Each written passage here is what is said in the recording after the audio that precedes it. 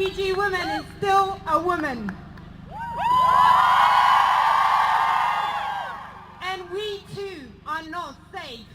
Refugee women come to this country fleeing violence, sexual abuse and rape. But when they get here, what do they get? They are subjected to detention, disbelief, and more destitution.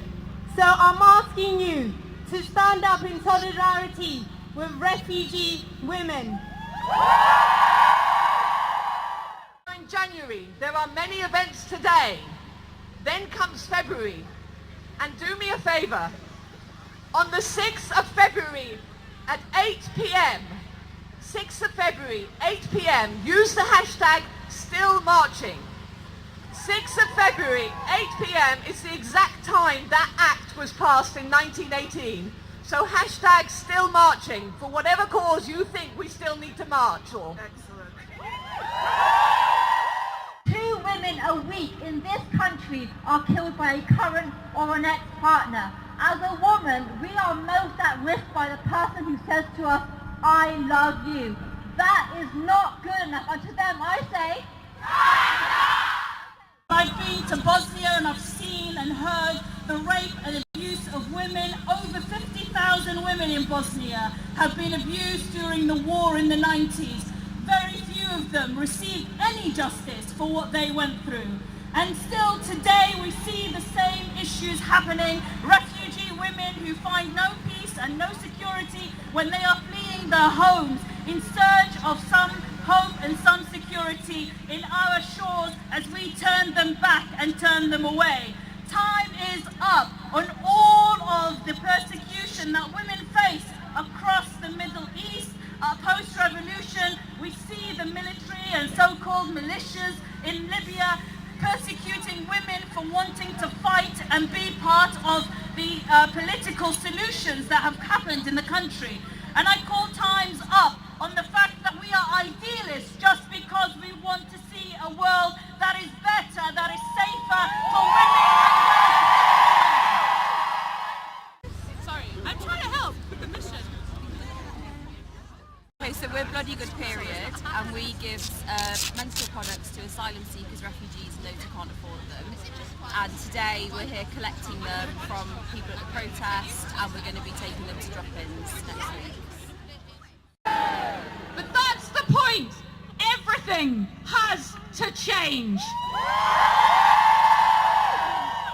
Because Me Too isn't some hashtag.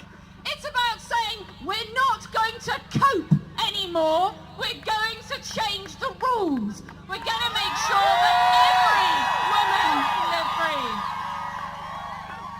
And we are here today not just in solidarity with our brothers and sisters in America. We are here because we know this is happening everywhere. 3 words to tell you that the backlash has come against equality. President Donald Trump. 3 words to tell you that it's on our doorstep. Jacob Rees-Mogg. Where are my sisters from the 50-50 campaign who are here fighting for equal representation in Parliament? I can hear, I can see your banner. But the truth is, at the last election, we only got an extra 12 women elected to the Hogwarts Gone Wrong building behind me. We need 12,000 more women in local government to have parity with the men making decisions about issues like supported housing that affect our refugees. We have so much further to go, but we stand here today with our sisters and brothers around the world, with our sisters in Sierra Leone, where FGM is being used in the election to win votes, with our sisters in India, where 4 rapes a day are reported alone. That's just reported in Delhi. With our sisters in Africa fighting the child abuse that is 1 in 7 women being married before the age of 15. With our sisters in Ireland who will be fighting for their rights, repealing the 8th this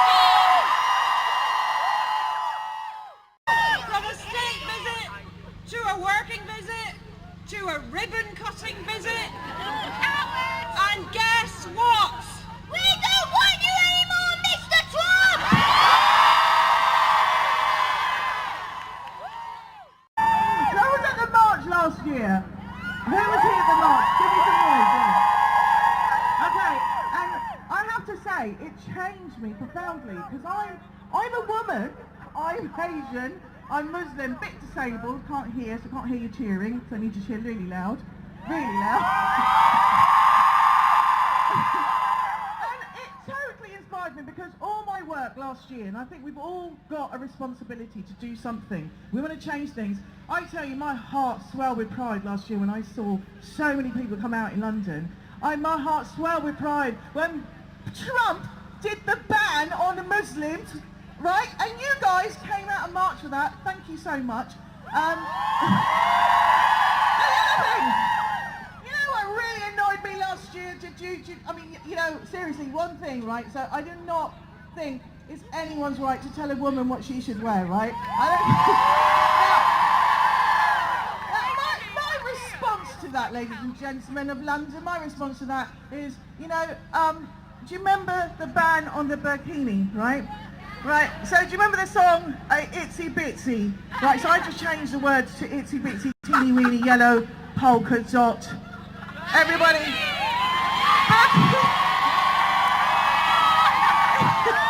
Itsy Bitsy, Teeny Weeny Yellow Polka Dot Bikini, you don't get to tell us what to bloody wear. I am out supporting my Muslim sisters to wear what they damn well want.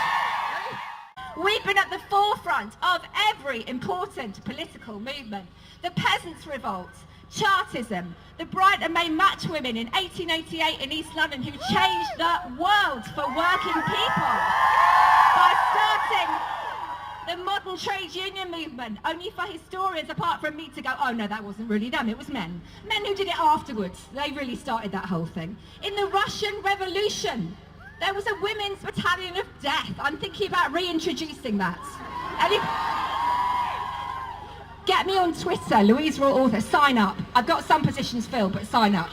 The general strike, women were there. The GPO in 1916, women were there. Black Lives Matter was founded by 3 women of colour in America.